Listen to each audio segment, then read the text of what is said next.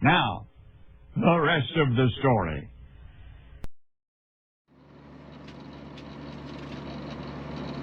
Well, this has really been slow going.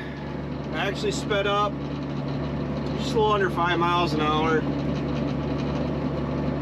This material is, there's just so much here that I don't really want to tear off the teeth of the tedder. I mean, you guys are seeing that very well, but that's laying out a pretty good mat of material.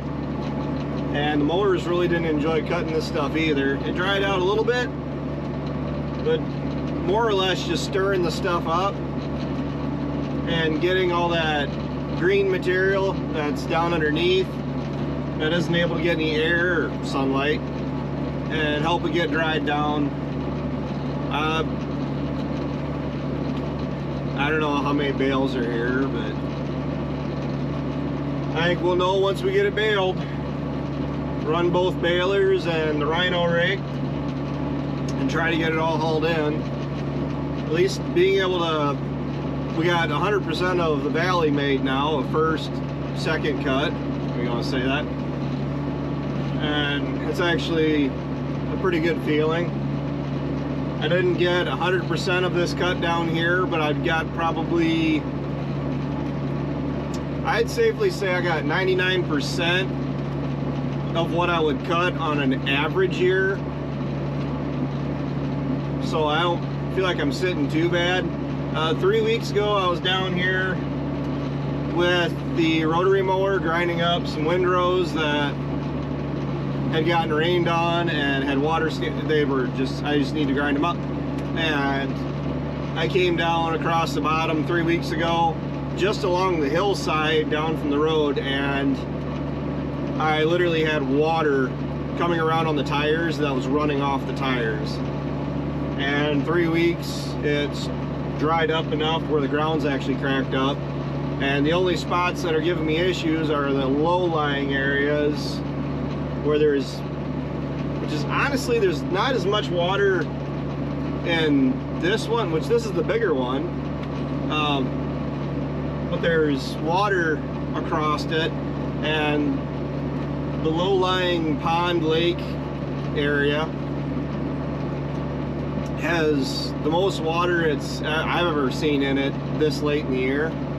But if we're talking about another month worth of drying versus also saying growing, I'm planning on coming down and getting whatever we can get made down here yet this fall yet. Ideally I don't want to wait till October, so it's probably the last stuff that we come down and make in September, but it's really just going to depend on how everything shakes out. I mean, I'm sitting all right on cow feed, but my current situation is, which is kind of backwards from what I've used to say in the past, you know, the cows at that point in time were my recycling system. Of course, that was only when I had, you know, 15, 20 cows, and they really didn't eat a whole lot, but it was justifiable to take them the hay that really wasn't going to be worth trying to sell it. And I got 14 bales up by the buildings that are in that situation for the last stuff that we baled, that it just is tough. But my intentions are with this is try to get the second cut made down here, and as long as I can lock it down that I'm actually able to get it made, I'll probably sit on all of my second cut and keep that for feeding my cows for the quality, better quality, higher quality grass. And I'll look at shipping the, honestly, even this stuff really isn't all that bad. It's actually not bad at all. I mean, it's got enough of that regrowth came up through it, and it's mixed in with the first cut. I do know that my cows would have no problem eating this stuff. So, but I also would like to give them the best opportunities I can to make sure they're able to produce a pretty wicked calf. That's also what we're looking at doing with our bulls too. Ryan and I were just discussing that again, that we're gonna be looking for bigger birth weight bulls. We're definitely past the need of needing a bunch of calving ease bulls around here. I mean, it was a necessity, but I'm not looking to get rid of them. But we get rid of Rocky, we're gonna need a bull to replace him, and if we plan is to get another pasture up and running. If I put cattle in that next year, I'm gonna need another bull yet, which seems like we got way too many cattle, or way too many bulls around. But you start putting cattle across many different pastures, and well, you kind of out of options. I really did consider AIing a bunch of cows and then putting a bull in with them to clean up, but I don't know how bad I really want to try that.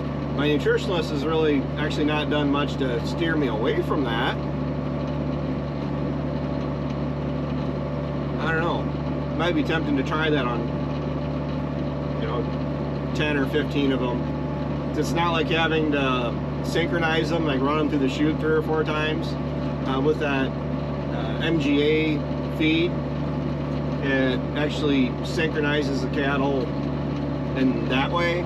This is our first year doing it, so not really seeing the results yet.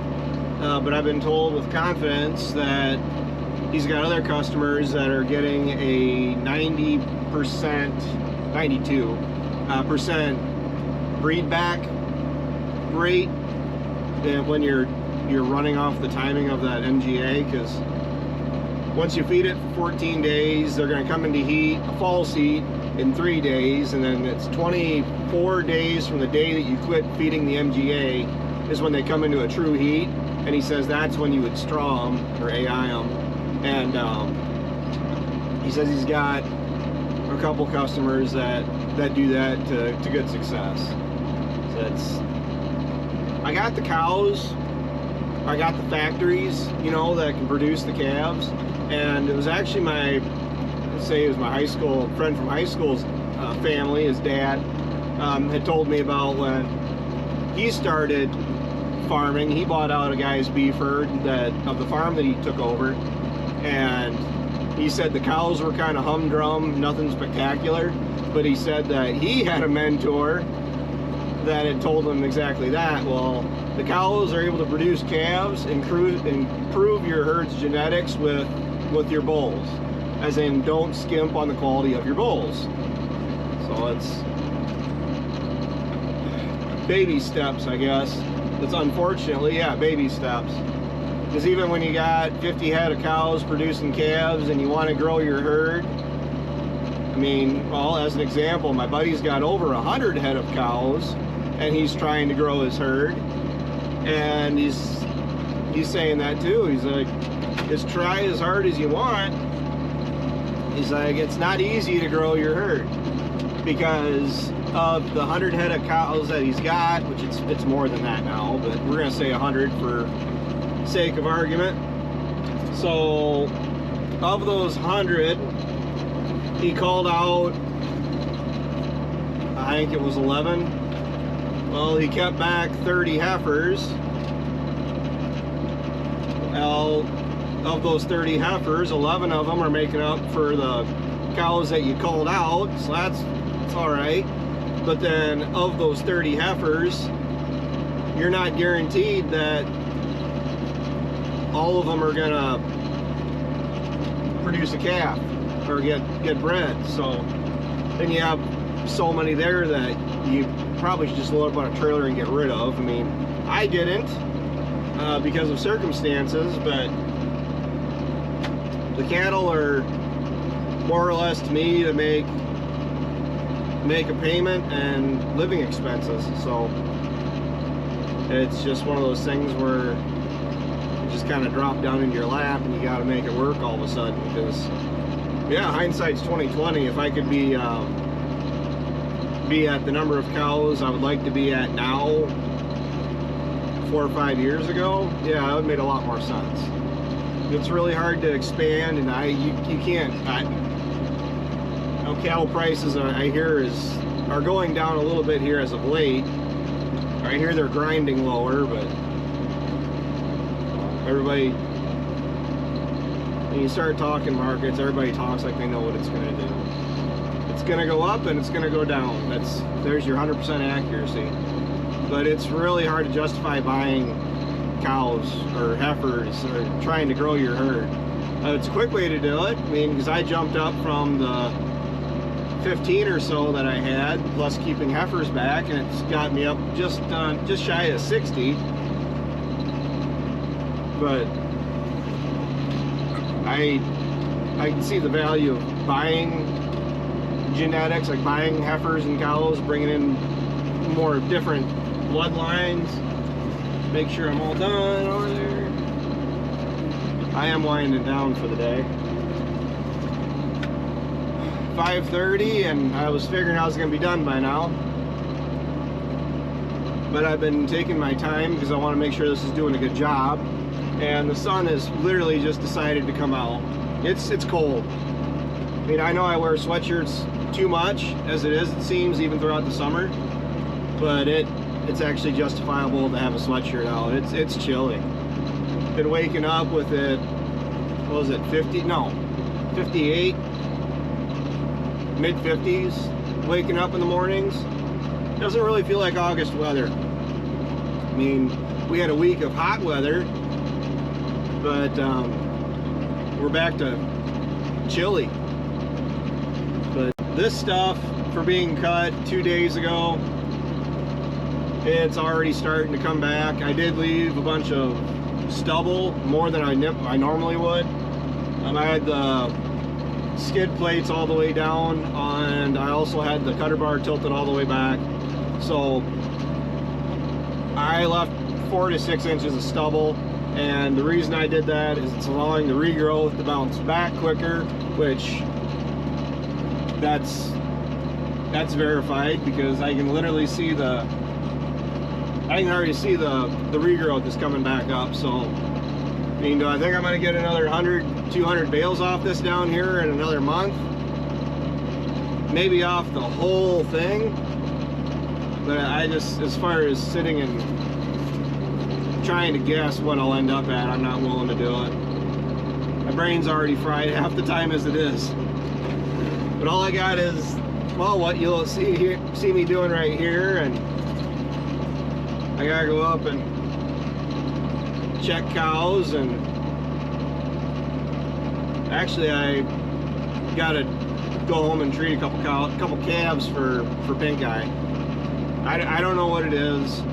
My cows, my calves, I treated 2 with pink eye. Ryan, I think he said he had a few, and me, I think I'm in the double digits already. Cows and calves. I've had more calves than cows, but they're the ones down at my place are treated the same that mine and my brother's are. I don't know. I don't know why I'm having more issues with flies down there. I checked another group of my cows, and I felt bad for them, because the bull was literally he had a blanket of flies across his back. But nobody has any indication of pink eye in that group. It's kind of annoying. It's always annoying, especially when you run around trying to treat animals. But we do have that, the ability just to hit them with a dart. I did invest in that. The darts were worth more than the launcher, but it's a very nice tool to have. And one of the things that I've been working on is trying to get our calving dates tightened up. My parents heard they had a bunch of calves in the beginning of June, and now at the 1st of August they got another month and a half. It's a big window. They got another month and a half where they could be calving yet, and I got a whole bunch of new baby calves running around down at my place. I mean, they're really cute to watch run around the pastures, but they got a bunch of black hydids and a bunch of red Angus too. I do have a couple of black heifers, black Angus heifers up at the farm that I'll end up swapping my parents for, because I'm trying to do the transition away from, I just want all reds. I do have a couple Charolais, you know, my tan ones, but there's nothing wrong with Charolais, red Angus, black Angus. It just boils down, it is purely preference. And I don't know, it's like John Deere equipment, right? You got something that you radiate towards, you prefer to deal with. And my parents bought me a bunch of red Angus heifers back when I was in high school that I regret that I didn't keep. And honestly, that really hasn't left me. But it's kind of annoying that I'm making majority of my hay so far this year has been made in the last 3 weeks. I mean, this is going to yield bigly as long as I can get it made. 2 balers, 5x5 round bales, and probably going to wrap them 4 times. Waste of net wrap to a certain degree, but these things are going to be heavy. They are going to be stored outside and spaced apart. And I got to be honest with you, I got bales that have been sitting outside longer than a month, spaced apart. You know, if you stack them tight together, the faces get all gross on them. You let them air out, and I've had people come and look at the bales and don't scoff at them at all because they look as nice as they do. So all you gotta do is you peel back the face of the bale, and they're still nice, deep green like when we cut them. I don't know, I'm my own biggest hypocrite because I feel like my bales don't look that nice, and then when you actually move them, then realize that people are actually pretty generally happy to take them. I wouldn't be able to do this without a tedder though. I honestly don't know how I would begin to do this without a tedder, because this stuff's so thick, it's kicking up stuff that, to be honest, I don't know if it would bale tomorrow. I mean,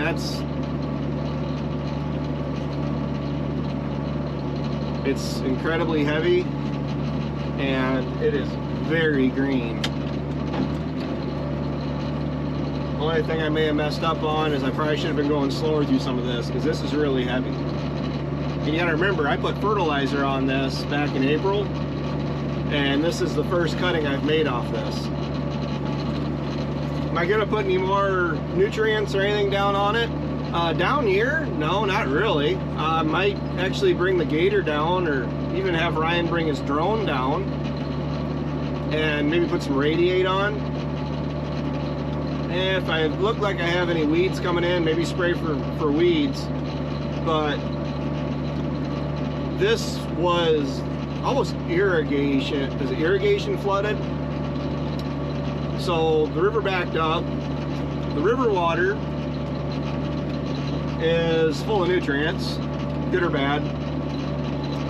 And I've seen it in the past where you come down here after the water is receded, and any of the areas where the water had reached were twice as tall as the area that the water hadn't reached. So the water hasn't been off this for,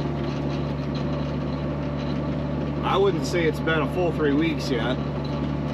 The grass that was growing here, I certain didn't take up everything that the water may have dropped on here, because the water wasn't very deep at all. It was literally just like a layer of water, you know, so clear over to the hillside. You know, I don't think it would have gotten much higher than, I know it wouldn't have went over my boots.